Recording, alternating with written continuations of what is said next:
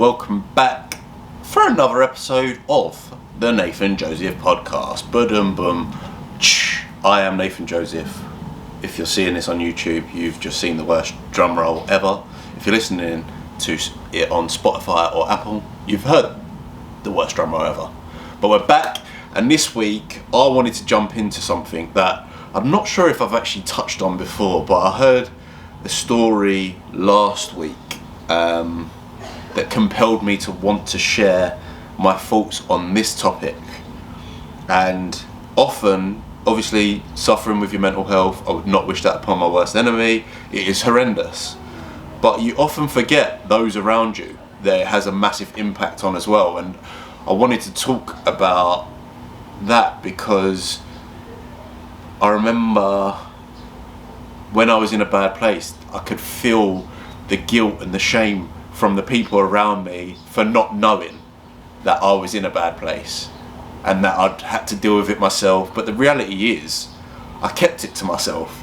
And when you are struggling, it is so common that you seem like the happiest person in the room or the person that is the most fun. And the reason for that is because you don't want anyone to know, really. So you put on this bravado, you put on this facade that everything's fine, and you're effectively acting to try and convince the people around you that nothing is wrong. I've got a mate, a really good mate, and he is honestly up all the time. He never has a down day, and I absolutely love him. But for maybe 6 months, I was like, I think he's actually troubled. Like, I think that he's struggling with his mental health because he's constantly trying to be the happiest person in the room. And then I just realised, no, I did ask him about it, because I was like, mate, I've been there, is there anything up? And he was like, no, this is me. So fair enough, innit? But I remember those times when I was struggling, 1000%, I'd just put on this. I could have won an Oscar at times where I was just acting like I was absolutely fine, nothing bothered me. But then I think there comes an element of guilt if you've known someone that is struggling with their mental health, or you know someone that's struggling with their mental health. It can be so difficult to navigate or get yourself out of a mindset of like, oh, why didn't I do more? Or how did I not know? And blah, blah, blah. So for me, there's always these like campaigns that's like, ask, are you okay? And make sure when you say you're right to a friend that you're not just asking you're right, you're making an effort to actually understand if they are good. And I think those campaigns are great. But also, for me personally, when people did know that I wasn't in a good mindset, or I wasn't on top of my mental health, that's a constant reminder that I am not doing okay. Do you know what I mean? If someone's like, are you alright? No, but are you alright? That for me was just like, oh shit, yeah, actually I'm not okay. So even if I was having a good day, I'd then be thinking, oh fuck, no, am I okay? I'd be second guessing myself all the time and thinking those sorts of things. And obviously, you're not there, when you're in it as a sufferer, you're not there to just forget.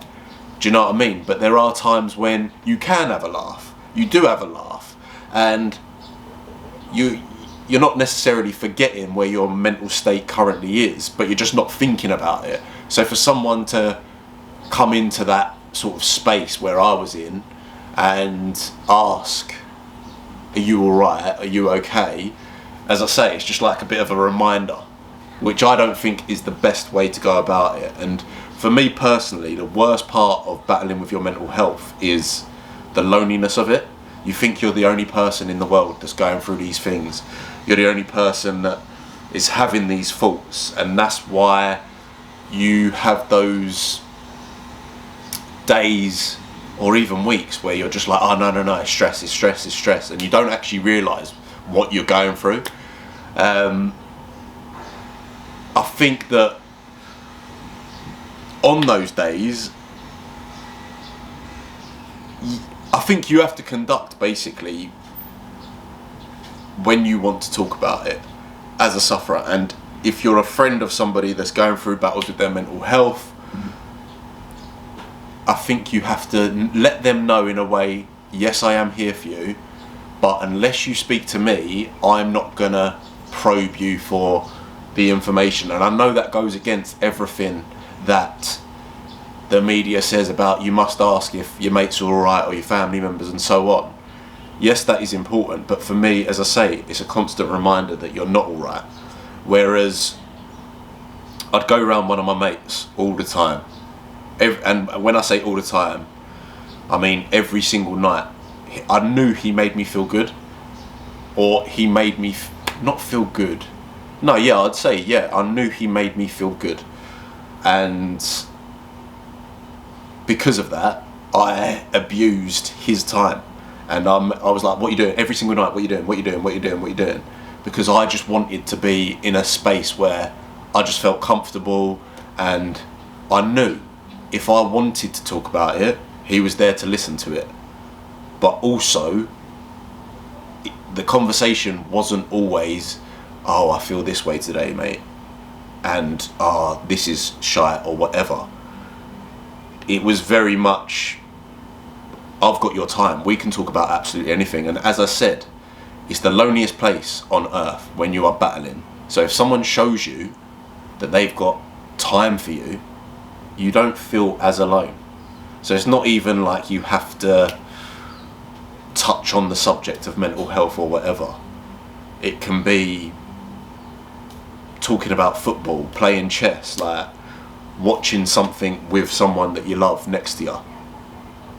And love as in like he's my best mate. Do you know what I mean? Like these are huge things that helped me without me even realising at the time. And just knowing that, or not even knowing at the time, I didn't really think too much into how much time he was giving me. Because in my head I was like, being around you is so fun for me. Or not fun, being around you is so good for me. But not once did I stop to think how him being around me made him feel. And actually when I went back to the UK, I asked him, how was that time for you?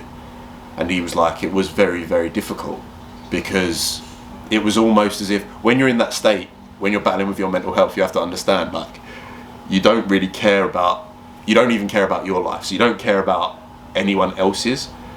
Like they say, like, you have to love yourself before you can love anyone else, yeah?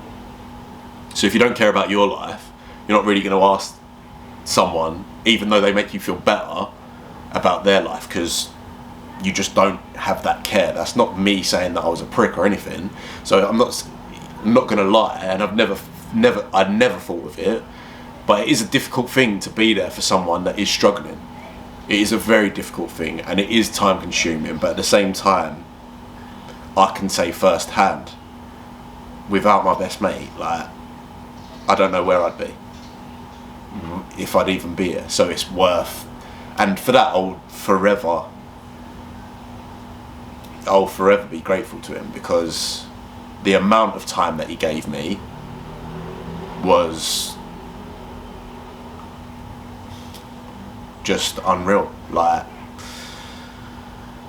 yeah, I just I'll never be able to thank him enough. So if you're in that position, like, it will be difficult, but to make someone feel how he's made me feel, like, my job is to make people feel good every day, yeah? Like, for him, knowing that he's effectively kept me on this earth, do you know what I mean? Like, it's crazy. So for me personally, if you suspect that your mate, there's something up with your mate, then definitely ask is everything alright, and probe in that sense. But once you know that they are struggling, there's no need for you to constantly be saying, are you okay? Are you okay? Is everything alright? How are you feeling today? Because in my opinion, that's just a constant reminder of you're not alright. And on the days that you actually are feeling a little bit better, then you're brought back down to, oh shit, actually I'm not okay.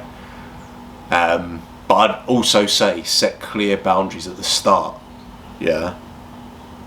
Where for me, I don't really feel like my mate needed to do that.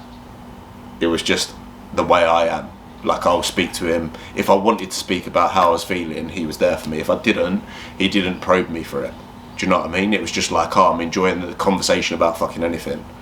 And I think for you, if you're talking to someone that is struggling with their mental health, or they are close to you, just say, look, I don't want to constantly remind you that you're not all right, but I just want you to know that I am always, always, always here to listen. Because I think it's so much better for me to open up about my battles than for someone to probe after knowing that I'm struggling. Because there might be days, there are a lot of days where you just don't want to talk about it. You don't want to be reminded that you aren't in a good state mentally. But the reality is, like, as I say, for me personally, loneliness is the worst part of struggling with your mental health. And during that time, you feel like you push everyone away because, again, you don't care about yourself, so how can you care about anyone else? So that makes you a little bit shitter to be around. And then all of a sudden you're panicking in your head, oh my god, my mates don't like me, I'm not included in the conversations as much as I used to be, that's because I'm not showing that I care. But at the same time, I don't actually care because I don't care about myself. Like, it's a crazy, crazy whirlwind of thoughts. And I think that the time shows care and love, yes, and that is always going to be the most valuable thing. So for me, it's not about are you okay, it's about just giving someone your time to speak or just chat about anything. It doesn't even have to be about their mental health, because without even realising, they're enjoying the conversations that they're having with you, so it is taking them away from that darker place. And if they want to open up, then they know they can, and it's like a safe space. It's like, but at the same, I do want to express, and this isn't to say to anyone that is struggling with their mental health, don't open up. Definitely do, and you're going to have amazing people in your life that are there for you, but those people, unfortunately, mental health is only spoke about the person that's actually suffering, whereas it is going to be a job for you to turn up every day, not think fucking hell why are you so negative, but just be there for your friend and show them, or family member, and just show them love even when you're not getting it back. Because I think that's the bit that surprised me the most with my best mate, when he told me, it was like I was getting absolutely nothing back.